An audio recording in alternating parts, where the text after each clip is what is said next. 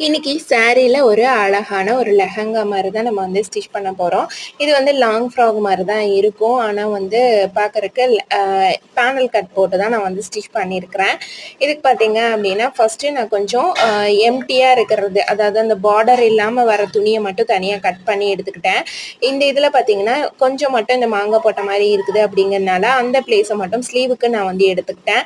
மீதி இருக்கிற பிளேஸ் வந்து பார்த்தீங்க அப்படின்னா நான் வந்து பேக் அண்ட் ஃப்ரண்ட்டுக்கு வந்து எடுத்துக்கிட்டேன் மெஷர்மெண்ட்லாம் போட்டு.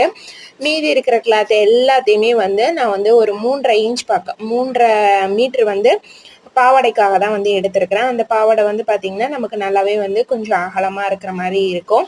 இப்போ இதுக்கு வந்து நான் ஒரு 4 கட் வர மாதிரி தான் வந்து போட்டு எடுத்துக்கிட்டேன். ஃபர்ஸ்ட் வந்து பார்த்தீங்க அப்படின்னா நம்ம வந்து பேனல் கட் போடுறதுக்கு இந்த மாதிரி நல்லா நீட்டாக அதை விரித்து அதை வந்து கரெக்டாக இந்த மாதிரி போட்டுட்டு ஃபஸ்ட்டு 2ஆக மடிக்கணும், அதுக்கப்புறம் 4ஆக மடிக்கணும், அதை 8ஆக மடிக்கணும். இந்த மாதிரி வந்து மடிக்கும் போது நமக்கு எத்தனை கட் வேணுமோ அத்தனை கட் வரும்.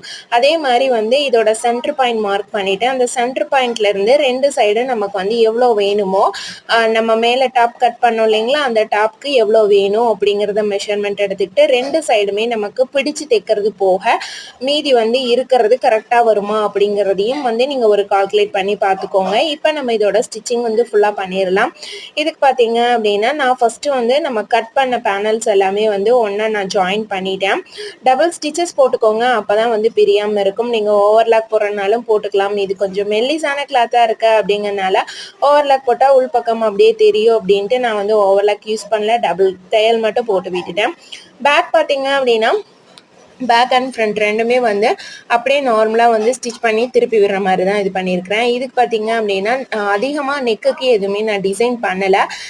நம்ம ஆரி லேஸ் மட்டும் வந்து நெக்குக்கு ஒரு லைன் வச்சுக்கலாம் அப்படிங்கிறதுக்காக. ஏன்னா இதுவே ஃபுல்லாக வந்து எம்ப்ராய்டிங் போட்ட மாதிரி தான் இருக்குது அப்படிங்கிறதுனால. இந்த சாரீ பார்த்தீங்க அப்படின்னா ரொம்ப ரொம்ப லோ ப்ரைஸ் தான், லோ ப்ரைஸில் வாங்கினது. இன்றைக்கி நம்ம இதில் ஸ்டிச் பண்ணியிருக்கிற டிசைன் பார்த்தீங்க அப்படின்னா நல்ல ஒரு கிராண்டான ஒரு பார்ட்டி வேர் டிசைன் ட்ரெஸ் மாதிரி தான் நமக்கு வந்து இருக்கும். அந்த அளவுக்கு தான் வந்து இதோட லுக்குமே வந்து இருந்தது. ஃபைனலாக பார்த்தீங்க அப்படின்னா இதில் ஒரு ஹிப் பெல்ட்டுமே வந்து ரெடி பண்ணியிருந்தேன்.